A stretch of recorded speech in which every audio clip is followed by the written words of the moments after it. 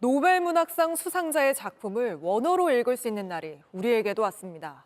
한국인으로서도 최초 수상이지만 노벨문학상 123년 역사에서 첫 아시아 여성 수상이기에 작가 한강의 수상은 더욱 빛이 납니다. 하지만 작가는 기자회견도 축하연도 하지 않겠다고 했습니다. 세계 곳곳에서 전쟁으로 날마다 사람이 죽어나가는데 무슨 잔치를 하느냐. 수상의 기쁨은 조용히 간직하겠다는 차분한 소감만이 전해졌습니다. 저 소식 박현주 기자가 보도합니다. The Nobel Prize in Literature for 2024 is awarded to South Korean author Han Kang. 이 발표 하나에 모두가 들썩였습니다. 작가 한강이 2016년 세계 3대 문학상인 맨부커상을 받고 지난해 프랑스 메디치상을 받았지만 이렇게 빨리 노벨 문학상까지 탈 줄은 몰랐습니다. 한국인 최초는 물론이고 아시아 여성으로도 처음 있는 일이었습니다. I'm so surprised and absolutely I'm honored. 노벨 문학상을 발표한 스웨덴 할리먼과 전화 통화에서 작가도 놀랍단 말을 5번이나 반복했습니다. 그러면서도 차분했습니다. Yeah, someone called me. Of course, I was surprised and I just finished dinner with my son and. 밤새 곳곳에서 인터뷰 요청이 쏟아졌지만 연락은 닿지 않았습니다. I don't drink. I'm going to have tea with my son and I will celebrate it quietly. 노벨 문학상의 전율과 환호가 가시지 않았지만 하루가 지나 끝내 기자회견도 마다했습니다. 그 전쟁이 치열해갖고 날마다 모든 죽음이 실려나가고 그러는데 무슨 잔치를 하고 그 즐거워서 기자회견을 할 것이냐고. 아버지가 준비하려던 축하연 자리도 말렸습니다. 스웨덴 할리먼에서 그 상을 준 것은 즐기라는 게 아니라 더 냉철해지라고 한 거니까 그렇게 하라고 그러는데. 작가는 수상의 기쁨은 조용히 간직하겠다는 말만 전했습니다. JTBC 박현주입니다. 역사적 트라우마에 맞선 시적 산문이다. 한강 작가가 노벨문학상에 선정된 이유입니다. 5.18 광주민주화운동부터 4.3 사건까지 우리 역사의 고통을 누구보다 섬세하게 느끼며 시를 닮은 소설로 아름답게 풀어냈다는 찬사죠. 작가 한강의 작품 세계, 이어서 강나연 기자가 작가의 목소리로 전해드리겠습니다. 5.18 민주화운동 넉 달 전, 9살 한강은 광주를 떠나 서울로 이사를 했습니다. 겨울에서 인생을 배웠습니다. 겨울이라는 것이 이제 인생은 이렇게 계속 춥겠구나 뭐 이런 어떤 이미지로 9살 때 그렇게 좀 제 마음에 새겨져서 그때 아로새긴 차디찬 겨울의 감각은 자연스레 인간의 어둠과 슬픔을 향했습니다. 거긴 지낼 만한가요?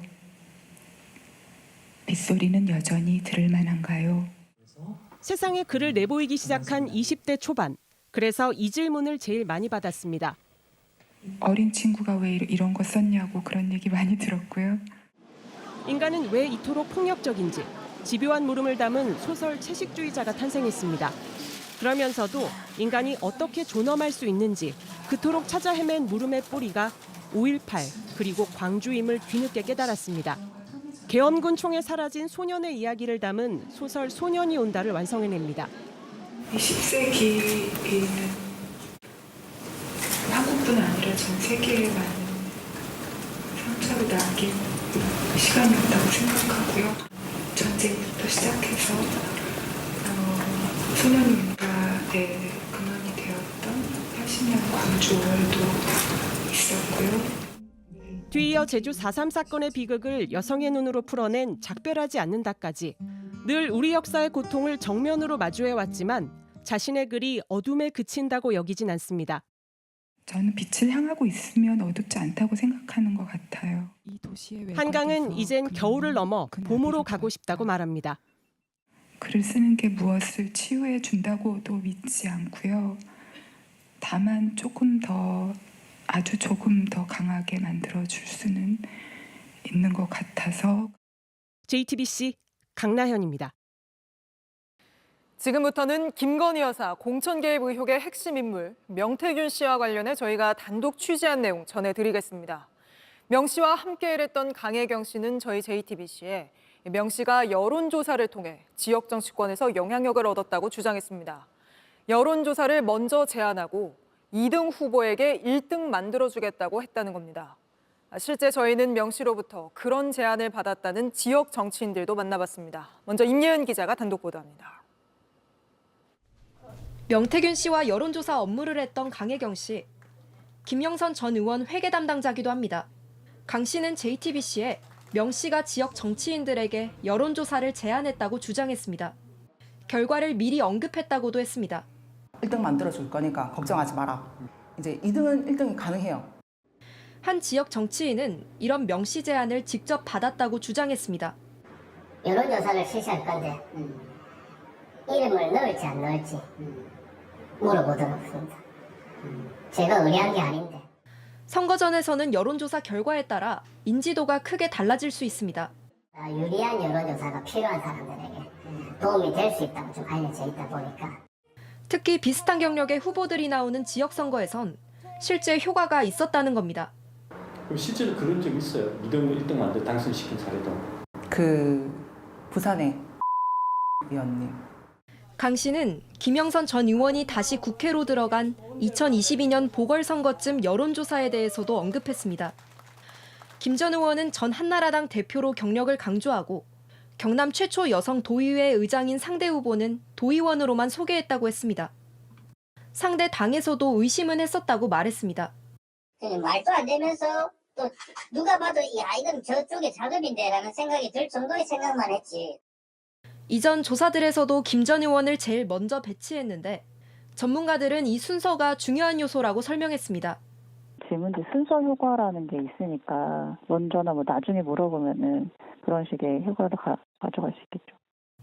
JTBC 임예은입니다. 술에 취한 30대 여성이 대리기사를 불러 집에 도착했습니다. 여기까진 잘했는데 어찌된 일인지 주차장에선 자신이 운전대를 잡더니 층을 옮겨 다니며 다른 차들을 들이받고 다녔습니다. 이렇게 망가진 차량이 30대에 달합니다. 정영재 기자입니다. 흰색 승용차가 차 사이로 후진해 들어옵니다. 주차된 차량을 살짝 들이받고는 다시 앞으로 나갑니다. 그대로 도망가나 싶었는데 더 빠른 속도로 후진해 들어오더니 좀 전에 박았던 차와 바로 옆 차까지 칩니다. 범퍼가 깨질 정도의 충격. 승용차는 그대로 또 앞으로 튀어나갑니다.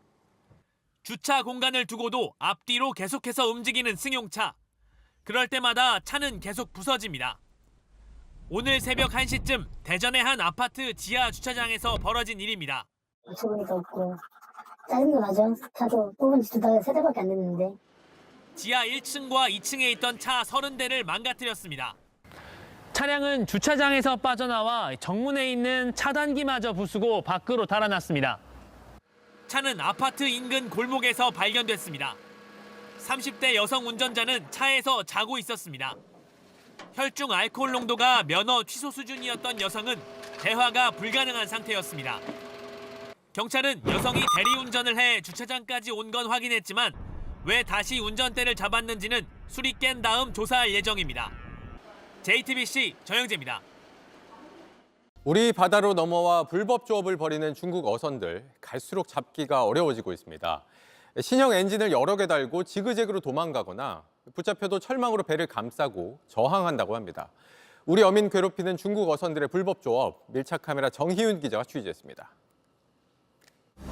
바람에 휘날리는 붉은 깃발들, 곳곳에 걸려있는 옷가지들. 얼마 전 해경이 납포한 중국 어선 3척입니다.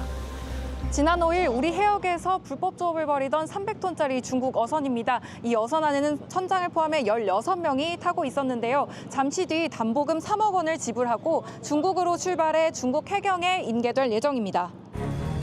납포된 지 3일 만에 조사를 받고 추방되는 겁니다. 등선 방해물을 설치하고 지속적으로 중국 쪽으로 도주하고 있는 상황이었습니다. 다행히 한미 쪽에는 다른 등선 방해물이 설치돼 있지 않아 저희 경비함정이 한미 쪽으로 접근, 겨우 등선하여 납포할 수 있었습니다. 과거엔 단속대원들에게 쇳덩이나 흉기를 던지며 거세게 저항하던 중국 어선들. 이 경우 붙잡히면 엄한 처벌을 받을 수 있다 보니 최근엔 지그재그로 도주하는 방식이 많다고 합니다. 지금은 우리 경찰이 쇠파이프 같은 등선 방해물을 모두 압수한 상태인데요. 이곳을 보시면 이 큰 구멍에는 쇠파이프가 설치돼 있고 이 바로 위쪽에 이 작은 구멍에는 그 철망이 설치되어 있었습니다. 이런 것들을 설치해서 진입이 불가하게끔 만들어 놓은 겁니다. 해경이 담보금 3억 원을 확인하자 선원들은 중국으로 떠날 채비를 합니다. 선원들이 갑판으로 모두 나오고 중국인 선장은 인원을 확인합니다. 이 중국어선은 우리 경비함의 호송을 받으며 먼 바다로 나가 중국 해경을 만나게 됩니다. 올해는 유독 어업 활동이 어려워졌다는 서해바다. 꽃게 조업이 한창인 연평도로 가봤습니다. 연평도에 30년 살았다는 어촌계장과 바다가 한눈에 보이는 언덕으로 올라가 봤습니다. 이날은 물의 흐름 때문에 고기잡이 배가 많지 않은 날임에도 불구하고 북방 한계선을 따라 중국 어선 20척가량이 보입니다.